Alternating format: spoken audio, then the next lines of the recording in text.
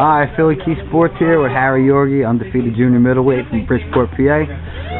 March 28th on ShoBox, The Next Generation. He'll be fighting Ronald Hearns, another Undefeated Jr Middleweight for a pretty good ranking in a couple major sanctioning organizations. So, how you feel about this fight with Ronald Hearns? I mean, it's a fight that, for me and for him, it's a big fight. It's a fan favorite fight. Both of us are undefeated. I'm coming off of fighting an undefeated guy too, so I just want to show everybody out there. I'll take on whoever they put in front of me. There's not many guys that have taken on two guys undefeated in a row. But within Hearns, he brings that big name. He brings that big name into the fight, which I'm not really worried about. It's him and I in the ring. The guy's got 17 knockouts. Whether you're knocking tomato cans out or anybody, 17 knockouts, you got to respect. And I'll let you know when the fight's over how hard he can punch or not, But we got a good game plan for it. All right. Leading up to this fight, you won a majority decision over Jason LaHoolier. Many people thought you won at least 9, 10, maybe even 11 rounds of that fight. Can you take us through that fight? Yeah, there was a lot of things that were going on during camp of that fight. Obviously everybody knew about this legal battle that I was going through, with my former team, and it's a shame that they had to take it as far as they did. So they tried to stop the fight. They tried to do this. They stopped it a couple times. My new trainer and I would put together a good plan in camp, and we had it down to where he'd wear a pad on his body, and as we're doing mid-work, he would emulate La Hoya. And I swear to you, it was just the same way in the fight. The fight was really easy, and they thought they were gonna walk me out of the ring and run me right out, impose his will on me, and they didn't think that I was going to be in as good a shape as I was. With this new strength and conditioning that I do now, my body made a transformation, and I could do a lot more rounds than I've ever done, and it showed that night in the fight. So that was a great fight for us, and I won a North American title that night. I was very happy. Yeah, that's right. Like I mentioned before, this fight if come out successful, you're gonna come up there in the rankings. You know what I mean? What do you think of the junior middleweight division right now? It's a hot division. I think the two hottest divisions in boxing are 47 and 54, and 40's coming up too. It's getting hot, but it's an open division too. If you look at the belt, Corey Spinks and Laterator fighting for the IBF title. I heard that they're trying to line up the winner of Hearns and I for that, but whatever happens, happens. Vernon Forrest has his title back, and I think Forrest is a beautiful fighter also.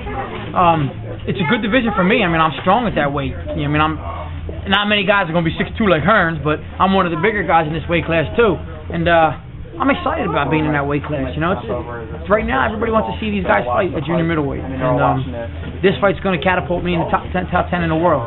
Hearns is 8 right now, 8. And you look at his opponents, he's fought the same exact opponents that other guys that are undefeated that wouldn't even be near in the top 50. You know what I mean? Mm-hmm. I don't want to sit there and take nothing from him. Like I said earlier, he deserves where he's at, and I'll be the underdog in this fight. I don't care.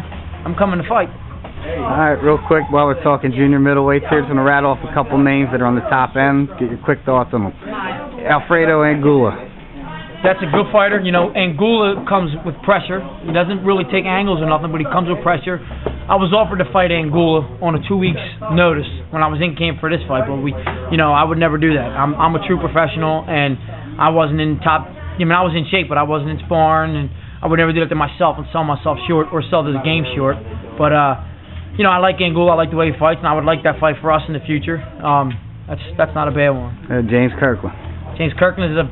James Kirkland will knock you out on one foot, either foot with either hand. I've seen Kirkland get dropped also, so he's been exposed.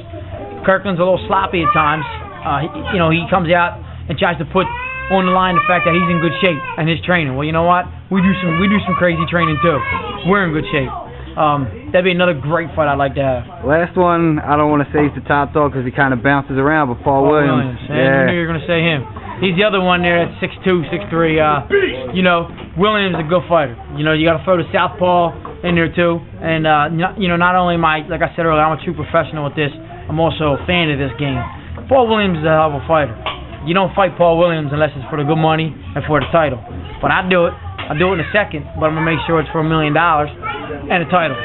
But you better be ready when you fight Paul Williams. He's a good fighter. Yeah, so, they're kind of no names right now. You're getting a shot on ShoBox. Millions of people are going to watch it. So, you might not be able to sneak up on people anymore, but hey, I mean, you paid your dues, you know, the time's going to come. So anything you want to say to the people who've been here today and supported you through your career? Yeah, I mean, you know, I didn't expect to be that many people here today that came in to see the open workout, and it was great. And, I mean, as you guys know, when I fought here at hometown, you know, every fight I fought was sold out. And, you know, everybody liked the way I fought. They said I was exciting, and I'm real thankful for that. And we'll let them know that I'm still going to keep fighting hard, and I know they're still with me, even though I'm fighting in Oklahoma and Tennessee or wherever I'm at. You know, they're with me right here, and I will fight as hard as I can. There you have it, from the pride of Bridgeport, PA, Harry Joe